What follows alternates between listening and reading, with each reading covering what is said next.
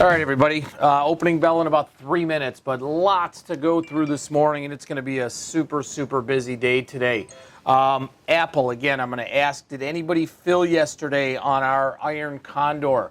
I think we were a couple pennies away, literally. I know our signal was to sell at $4. I saw it trading $3.96, $3.97.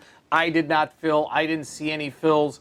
The solace in that is that the signal would have been pretty much a home run, so our methodology is correct. It's just, this is one of those cases, bad luck that we didn't get filled, by a matter of a couple pennies. But obviously, when doing research and looking back to evaluate the types of signals that we put out there, it's nice to know that it would have worked, right? We don't want to trade on woulda, shoulda, coulda's, but at least the validity of the signal was right there, looking good.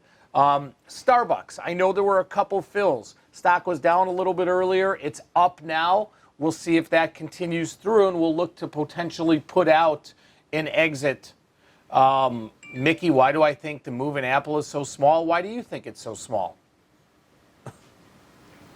I mean, earnings right in line, right as expected. Nothing blatantly good, bad, or indifferent.